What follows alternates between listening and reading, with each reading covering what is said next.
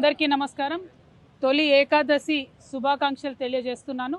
అదేవిధంగా తొలి ఏకాదశి నాడు ఏకలవ్యుడి యొక్క జయంతి కూడా ఇవాళ మన ఎరుకల సమాజ సోదరులందరితో కూడా కలిపి జరుపుకోవడం చాలా సంతోషంగా ఉంది. మన ట్యాంక్ బండ్ మీద మరి కొమరం భీం విగ్రహం దగ్గరనే ఎప్పుడు ఏకలవ్యుని పటాన్ని పెట్టుకొని అనేక సంవత్సరాల నుంచి కూడా మనం ఇక్కడ సెలబ్రేట్ చేసుకుంటా ఉన్నాము.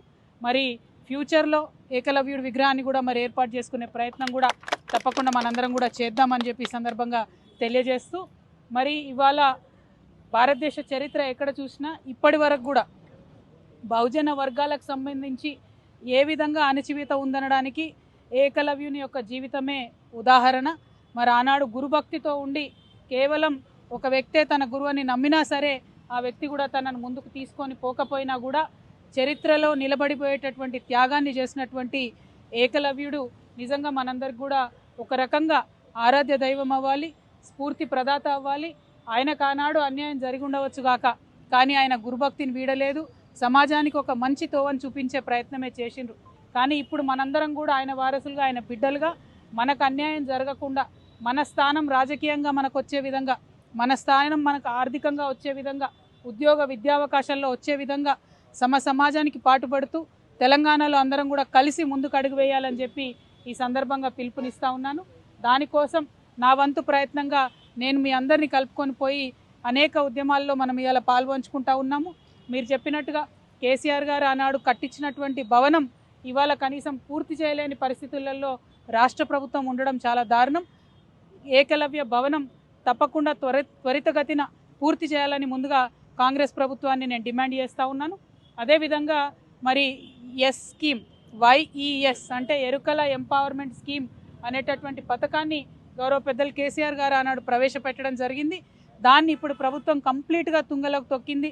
2-3 సార్లు లెజిస్లేటివ్ కౌన్సిల్లో కూడా మీ తరఫున ఈ అంశాన్ని నేను ప్రస్తావించినప్పటికీ కూడా ప్రభుత్వానికి కనీసం చీమగుట్టినట్టుగా లేకపోవడం చాలా దారుణం. ఈరోజు ఏకలవ్యుని జయంతి సందర్భంగా మళ్ళొకసారి ప్రభుత్వాన్ని డిమాండ్ చేస్తూ ఉన్నాను. ఏదైతే 60 కోట్ల రూపాయలు 50,000 ఎరుకల కుటుంబాలకు లబ్ధి చేకూర్చే విధంగా కేసీఆర్ గారు ఆనాడు ప్రవేశపెట్టినారో ఆ పథకాన్ని యథాతథంగా లేకపోతే ఇంకొంత మెరుగుపరిచి ఇంకా ఎక్కువ కుటుంబాలను కూడా కలుపుకొని చేసే విధంగా ఇప్పుడున్నటువంటి ప్రభుత్వం వెంటనే ప్రయత్నం ప్రారంభించాలని చెప్పి ముఖ్యమంత్రి గారిని డిమాండ్ చేస్తూ ఉన్నాను. మీరు అన్నట్టుగా ఆనాడు ఎమ్మెల్సీగా కూర సత్యనారాయణ గారికి గౌరవ ముఖ్యమంత్రి గారు కేసీఆర్ గారు ఇచ్చినప్పటికీ మరి గవర్నర్ గారు రిజెక్ట్ చేయడం అన్నది కూడా రాజకీయంగానే జరిగినటువంటి అంశమని నేను భావిస్తూ ఉన్నాను. ఇటువంటి రాజకీయాలకు అతీతంగా మనం ఎరుకల సోదరుల యొక్క రాజకీయ అభివృద్ధి కోసం కూడా ప్రయత్నం చేయాలి. రాబోయేటటువంటి ఈ లోకల్ బాడీ ఎన్నికలలో తప్పకుండా మన వాళ్ళు ఎక్కడుంటే అక్కడ నిలబడి పోటీపడి మరి గెలిచే విధంగా మనందరం కూడా అన్ని పార్టీలు కూడా ప్రయత్నం చేయాలని ఈ సందర్భం కోరుకుంటూ మళ్ళొకసారి ఆర్థిక అభివృద్ధి జరగాలంటే ప్రత్యేకమైనటువంటి కార్పొరేషన్ ఉండాలనే డిమాండ్ ఎన్నో రోజుల నుంచి ఉన్నది.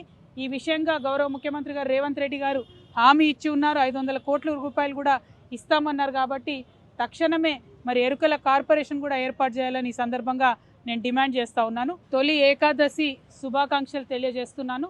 అదేవిధంగా తొలి ఏకాదశి నాడు ఏకలవ్యుడి యొక్క జయంతి కూడా ఇవాళ మన ఎరుకల సమాజ సోదరులందరితో కూడా కలిపి జరుపుకోవడం చాలా సంతోషంగా ఉంది. మన ట్యాంక్ బండ్ మీద మరి కొమరం భీం విగ్రహం దగ్గరనే ఎప్పుడు ఏకలవ్యుని పటాన్ని పెట్టుకొని అనేక సంవత్సరాల నుంచి కూడా మనం ఇక్కడ సెలబ్రేట్ చేసుకుంటా ఉన్నాము. మరి ఫ్యూచర్లో ఏకలవ్యుడి విగ్రహాన్ని కూడా మరి ఏర్పాటు చేసుకునే ప్రయత్నం కూడా తప్పకుండా మనందరం కూడా చేద్దామని చెప్పి సందర్భంగా తెలియజేస్తూ, మరి ఇవాళ భారతదేశ చరిత్ర ఎక్కడ చూసినా ఇప్పటి వరకు కూడా బహుజన వర్గాలకు సంబంధించి ఏ విధంగా అణచివేత ఉందనడానికి ఏకలవ్యుని యొక్క జీవితమే ఉదాహరణ.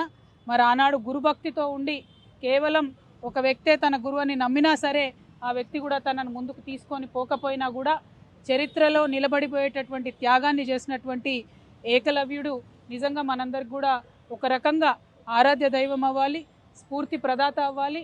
ఆయనకు ఆనాడు అన్యాయం జరిగి ఉండవచ్చు గాక, కానీ ఆయన గురుభక్తిని వీడలేదు, సమాజానికి ఒక మంచి తోవని చూపించే ప్రయత్నమే చేసిండ్రు.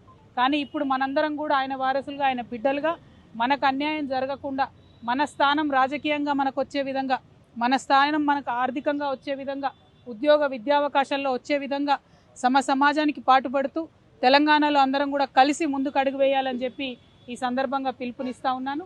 దానికోసం నా వంతు ప్రయత్నంగా నేను మీ అందరినీ కలుపుకొని పోయి అనేక ఉద్యమాల్లో మనం ఇవాళ పాల్పంచుకుంటూ ఉన్నాము. మీరు చెప్పినట్టుగా కేసీఆర్ గారు ఆనాడు కట్టించినటువంటి భవనం ఇవాళ కనీసం పూర్తి చేయలేని పరిస్థితులలో రాష్ట్ర ప్రభుత్వం ఉండడం చాలా దారుణం. ఏకలవ్య భవనం తప్పకుండా త్వరితగతిన పూర్తి చేయాలని ముందుగా కాంగ్రెస్ ప్రభుత్వాన్ని నేను డిమాండ్ చేస్తూ ఉన్నాను.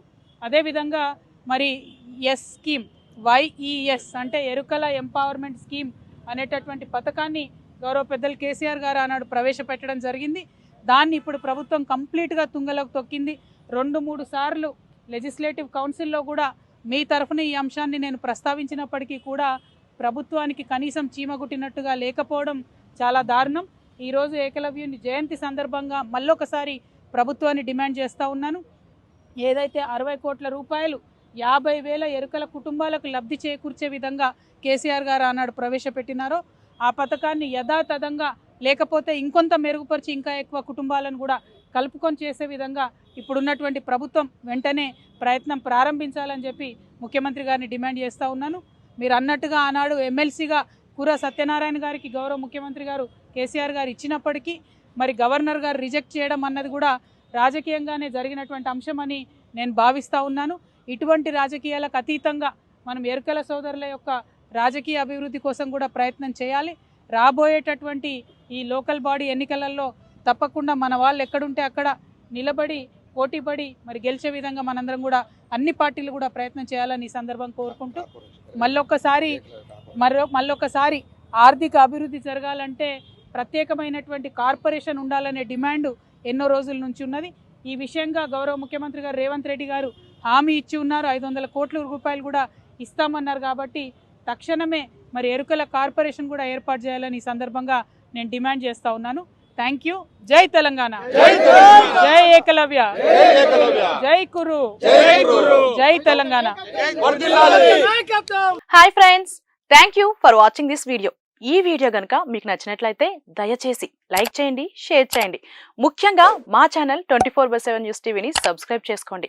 ఆ తర్వాత మీ విలువైన అభిప్రాయాల్ని, మార్పులు, చేర్పులు, కావాల్సిన వీడియో ఏమన్నా ఉంటే మన వీడియో కింద కామెంట్ సెక్షన్లో కామెంట్ రూపంలో తెలియజేయండి. నమస్కారం, సాయిదంచిక మాట్లాడుతున్నాను. ప్లీజ్ సబ్స్క్రైబ్, షేర్, లైక్ చేయండి 24/7 టీవీ ఛానల్. హాయ్ నమస్తే, నేను మీ Sonia Akula. Please subscribe to 24/7 news TV. Hi అండి, అందరికీ నమస్తే. నేను Mankota Prasad. Please do subscribe 24/7 news TV. Political, entertainment and infotainment updates కోసం like, share, subscribe 24/7 news TV.